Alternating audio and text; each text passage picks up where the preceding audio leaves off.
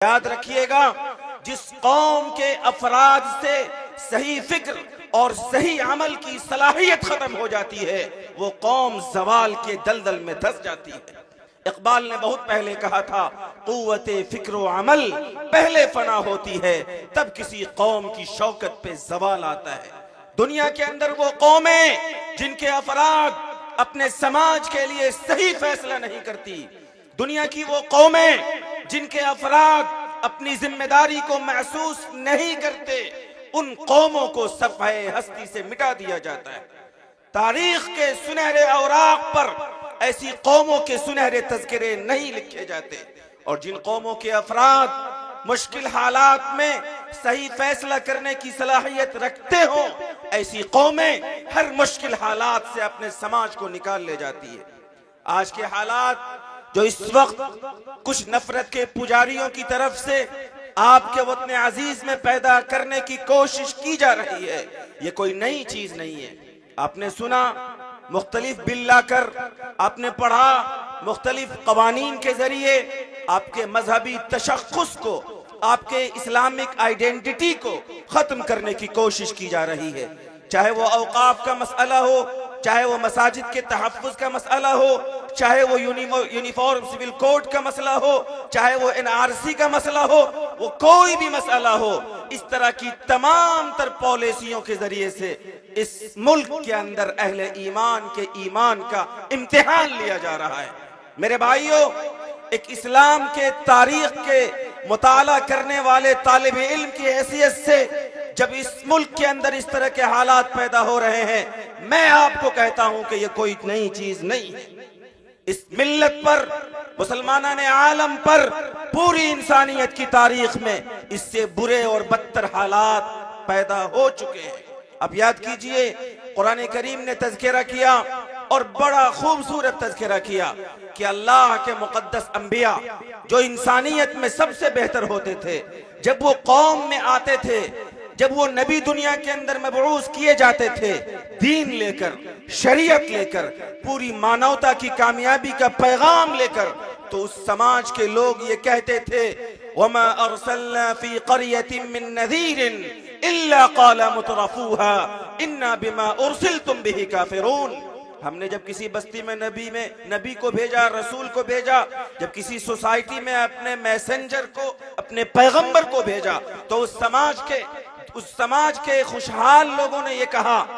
कि ए पैगंबरों, ए नबियों, ए रसूलों, हम तुम्हारी दावत तो मानने की बात बहुत दूर की है, हम तुम्हारी दावत का इनकार करते हैं, हम तुम्हारी दावत को नहीं मानते, हम तुम्हारी तबलीग को नहीं मानते, तुम जिस दीन की तरफ बुलाते हो हम उसे नहीं कबूल करते, तुम जिस इस्लाम की तरफ इंसानियत को बुलाते हो हम उसके मुनकिर हैं, हम उसे नहीं मानते। कुरान करीम ने जिक्र किया, आज भी यही हो रहा है। सच्चाई, हक और इस्लाम मानना तो दूर की बात, उसका इनकार, बल्कि उस पर हमले किए जा रहे हैं। और उसके आगे की बात जो कुरान करीम ने नकल की, वक़ाल अल्लज़ीन कफ़रू लिरुसुलिहिम लनुख़रिजन्नकुम मिन अर्दिना औ लतऊदुन्न फी मिल्लतिना। कहा था रसूलों से मुनकिरों ने, इनकार करने वालों ने, कि रसूलो, हम तुम्हारी दावत तो कबूल करना दूर की बात है, सुनो सुनो, अगर तुम वापिस अपने बाप दादा के दीन में नहीं आए तो हम तुम्हें अपने वतन से, अपने मुल्क से, अपनी कंट्री से बाहर कर देंगे। आज भी वही किया जा रहा है। कहा जा रहा है कि ये नारे लगाओ, ये काम करो, ऐसा वैसा नहीं करोगे तो चले जाओ कब्रिस्तान, ये चले जाओ फला जगह।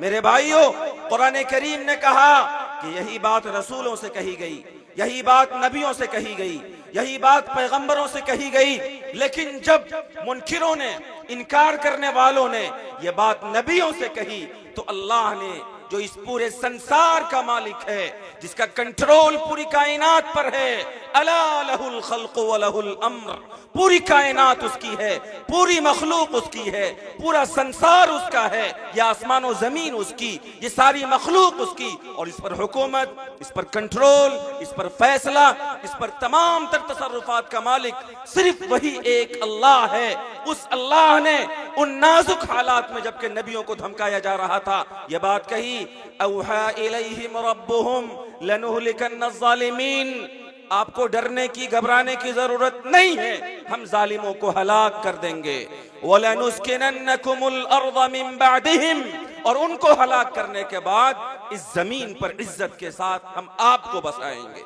मेरे भाइयों, आज अगर इस तरह के हालात पैदा किए जा रहे हैं गफलत की बुनियाद पर, नफरत की बुनियाद पर, तो आप मोहब्बत का चिराग लेकर उठिए, आप इस्लाम की तालीमात को लेकर उठिए। आप दीवाना ने मोहम्मद हैं, आप गुलामान मोहम्मद हैं। उम्मत के एक एक फर्द की वो जिम्मेदारी जो हजरत रिबी बिन आमिर ने बताई थी, आप में के एक एक शख्स को उस जिम्मेदारी को लेकर उठना होगा। रुस्तम के दरबार में जब पूछा गया कि ए मुसलमानों तुम क्यों आए हो, ए मोहम्मद के गुलाम तुम इस दुनिया के अंदर क्यों आए हो, तो हजरत रिबी बिन आमिर ने कहा था वल्लाहु तआला इब्तअसना लिनुखरिज मन शाअ मिन इबादतिल इबाद इला इबादतिल्लाहि वहदह। अल्लाह ने हमें भेजा है ताकि हम पूरी इंसानियत को एक अल्लाह की तरफ बुलाएं। व मिन जौरिल अदियान इला अदलिल इस्लाम, और दुनिया के लोगों को जो जुल्म और सितम से सिसक रहे हैं, ऐसे जुल्म से मारे हुए लोगों को इस्लाम के अदल व इंसाफ की तरफ लाएं। व मिन ज़ीक़ि दुनिया इला सिअतिहा, और दुनिया की तंगी में मुब्तला लोगों को इस्लाम की और दुनिया की वुसअत की तरफ लाएं। ये पैगाम हम सबको लेकर उठना होगा और पूरे अज़्म के साथ, पूरे हौसले के साथ एक फैसला करना पड़ेगा। और वो फैसला ये है, और यही पैगाम दरअसल मुझे आपको देना है, वो फैसला ये है कि हम सबको इस वतन अजीज में दो फैसले करने हैं। जो माएं बहनें और बेटियां बैठी हैं वो भी सुने, जो हमारे नौजवान अहबाब यहाँ बैठे हैं वो भी सुने कि इन नाजुक हालात में डर और खौफ में मुब्तला हुए बगैर पूरे आज़म और पूरे हौसले के साथ आपको दो फैसला करना है। एक फैसला ये कि हम जब तक इस सरजमीन पर रहेंगे, जब तक हमारी सांसें चलेंगी, इस्लाम पर हम जिएंगे, इस्लामी शनाख्त के साथ हम जिएंगे, मिल्ली तशख्खुस के साथ हम जिंदगी गुजारेंगे, अल्लाह के कुरान के साथ, मोहम्मदुर रसूलुल्लाह सल्लल्लाहु अलैहि वसल्लम के पैगाम के साथ हम जिंदगी गुजारेंगे। और जब हम मरेंगे तो इसी दीन पर हमारी मौत होगी। हमारी नस्लें भी जब तक जिएगी इसी दीन पर जिएगी, और हमारी नस्लों की मौत जब होगी तो इसी दीन पर होगी।